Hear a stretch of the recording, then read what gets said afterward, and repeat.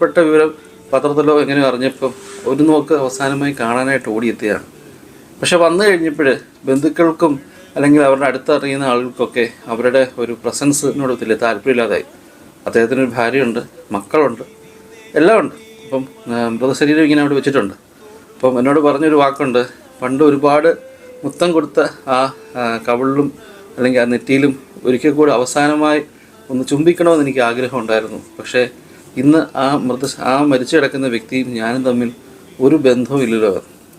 ആളുകളുടെ നോട്ടം അല്ലെങ്കിൽ ഇവരുടെ പ്രസൻസ് ഇഷ്ടപ്പെടാതെ ഉള്ള ദേഷ്യത്തോടുള്ള നോട്ടം ഇവരൊക്കെ അസഹനീയമായി വന്നപ്പം ആരോടും ഒന്നും മിണ്ടാതെ തിരിച്ച് കാർ ലക്ഷ്യമാക്കി നടന്നു. കണ്ണീന്ന് ഒരു തുള്ളി കണ്ണുനീര് പോലും താഴോട്ട് വീഴരുത് എന്നൊരു ആഗ്രഹം മാത്രം. അറ്റ്ലീസ്റ്റ് കാറിൽ കയറുന്നിടം വരെയെങ്കിലും കണ്ണിൽ നിറഞ്ഞ കണ്ണുനീർ വീഴരുതെന്ന് ആഗ്രഹിച്ചാണ് പോയതെന്ന് പറഞ്ഞു. എന്നോട് പറഞ്ഞു വളരെ വലിയൊരു ഫീലിങ്സ് ആയിരുന്നു അദ്ദേഹത്തിൻ്റെ മരണവും കാര്യങ്ങളും ഒക്കെ.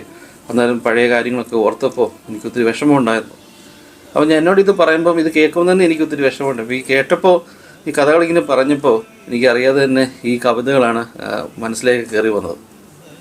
Thank you.